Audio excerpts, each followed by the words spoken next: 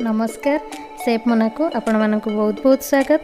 आज मुझे आपण मानक ये पिता सागर आउ गोटे रेसिपी जोटा कि पिता सागर घांट से आपण मानक मुझे देखी करके मुझे पूर्वर आपण मानक मो चैनल पिता सागर आहरी गोटे रेसिपी करके देखी तार लिंक मुझे डिस्क्रिप्शन बॉक्स रे दे देबी आपण सेठी जाइए चेक करेंगे।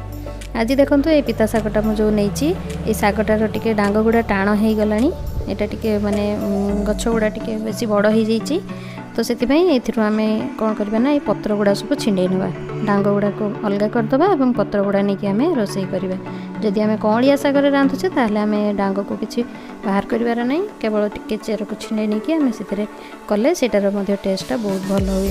यहाँ टे अधिक पिता हो गला तो से आम यहाँ देखिक आमर परिवा अनुसार ये मो शाग देवी सेटारे किंतु मो कौलिया शाग थिला बोली खाली से पिता सागर मु करथिली भजाटा सेटा आपन सेठी देखिपारे।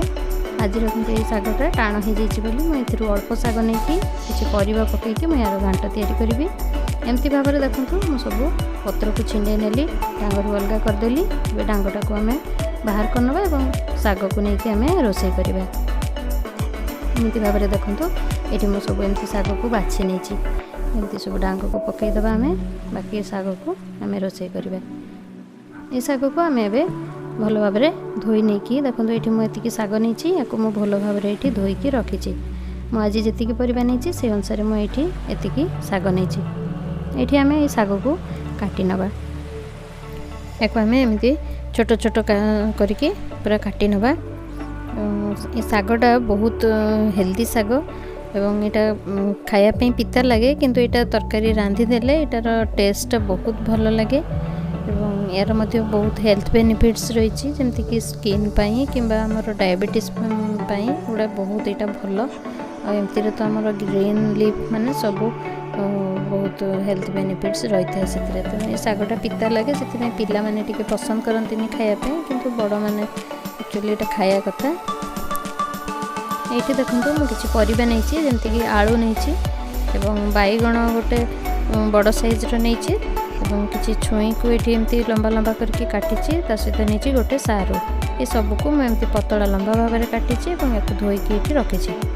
ये देखिपे दुईटा मीडियम साइज्र पियाज को काटी किसी कंचा लंका को काटिकी रखी सहित दुईटा सुखिला लंका नहीं। चलतु गोटे कड़ई मु गरम करके किसी पानी को मु गरम करनी पानी रे आम परिवा सिझेबा से अनुसार परिवार स्वाद देखिकी आम स्वाद अनुसार लुण देदेबा और अल्प टिके हलदी देकी पानी को प्रथमे टिके फुटिया छाड़देबा। पानी टिके फुटी आसले आम ये जो परिवा सब काटिकी रखीचे ये सब को आम ये देदेबा पानी रे या घोड़े की आम सिझिया छाड़देबा परिवा को टिके फास्ट गोले नवा और या गोटे कवर कर देकी आम या सिझिया या मुझे 10 ରୁ 15 मिनिट छाड़देवी। ये देखिपे मोर 15 मिनिट हो गला आम परिवा चेक करनवा ये परिवा प्राय तो सीझी गला सब ठीक ठाक पूरा सीझी सब परफेक्ट छुई गोटा अच्छी बेसी सीझिले छुई पुणी भांगी जीव तो देखिपे ये परिवा देखो बैगण आलू सब सीझी जाइए भल भाव में या टिके आम घांटी घांटी नवा ये कारण यहाँ आम घांट टाइप हम तो से आम टिके यहाँ को धीरे से करवा जेहेतु छुई गुड़ा अच्छी आप चाहिए ये छुई को बाहर करके अलग एक टिके घांटी दे पारे ना मुझे एमती को रखिकी ये टिके टिके ये घांटी देवी। ये आप जो अनुसार परिवार ने से अनुसार देखिकी शागर परिमाणटा कम बेसी आपड़ करेंगे आपड़ जी पिता खायापी पसंद करते से अनुसार शाग देवे। ये देखो मुझे यहाँ को फुटे नेली एवं गोटे जगार बाहर कर नहीं सीझेकी मुझे खाली बाहर करके रखिली एवं से सेम कड़ई को मुझे धोईकी आउ थे या गरम करके ये आम यार छुंकटा करवा। ये तेल सोरिष तेल देली मुझे चाहिए रिफाइंड ऑयल नहीं पारे सोरिष तेल में मुझे किसी सुखिला लंका फुटण पंचफुटण और किसी कंचा लंका को देकी यहाँ को आम टे भल भाव में फ्राए करनवा। यहाँ टे नाली करके भाजिला आम जो काटिकी रखीचे पियाज एवं पियाज को देकी पियाज को ब्राउन कलर हवा पर्यंत पूरा नाली करके भाजी नवा। रेसिपीटा बहुत सहज रेसिपी एवं बहुत अल्प मसला लगी था किंतु खाइबा पई एटा बहुत भल लगे। एटा को आपण गरम गरम भात सांगरे किंबा पखाल भात सांगरे मध्य खाइले एटा बहुत भल टेस्ट लगे। अभी देखि पारथिबे प्याजर कलर टिके टिके चेंज हो आसलानी। तो एमती भाव में आम पियाज को ब्राउन कलर करनवा। ये देखिपे पियाजर कलरटा पूरा ब्राउन हो आसलानी। मुझे 2-3 मिनट फ्राए करुँची। एबे यार पियाजर कलरटा ठीक कलर आसी पूरा गोल्डन ब्राउन हो जाइए। ताले आम ये टाइम ये देदेबा जो पिता शाग को काटिक रखी ये शाग को आम ये देदेबा एवं ये शाग को आम ये फ्राए करवा। यार जमी गोटे कंचा स्मेलटा थाए से स्मेलटा जावाई आम या फ्राए करना। भाजीदेला यहाँ अमाउंटा पूरा कमिज देखिपे ये पानी बाहरिकी यहाँ भाजी हो गला। एमती करके भाजिकी यार जमी रोज स्मेलटा पड़ेब से जाए आम भाजी नब।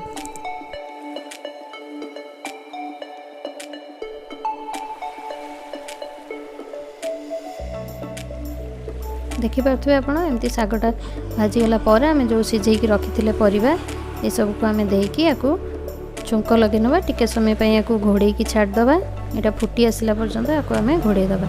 देखिपे यहाँ पूरा फुटी हो गला। एवं या आम भल भाव में मिक्स करवा।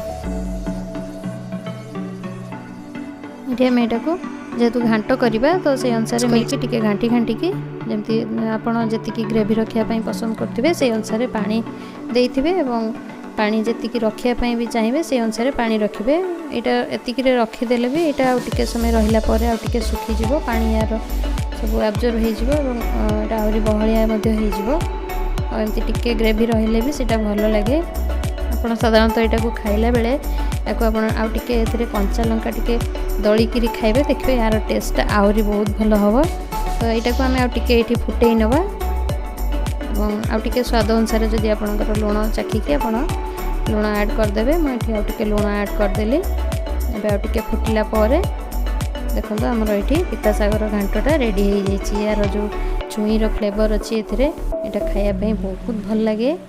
आमती गरम गरम भात सांगरे कि पखाल भात सांगरे खाइबे यहाँ बहुत टेस्टी लगे खायापी। खाली यहाँ देकी ही भात आपणकर पलैब बहुत भल लगे। ये देखिपे आमर ये पिता शागर घांट पूरा परफेक्ट भाव में हो जाइए। पूरा बढ़िया से बास्ना भी आसार। यहाँ सिंपल बहुत रेसिपी यहाँ अब आमर रेडी हो गला। एबे ये आम गैस फ्लेम को बंद करदे।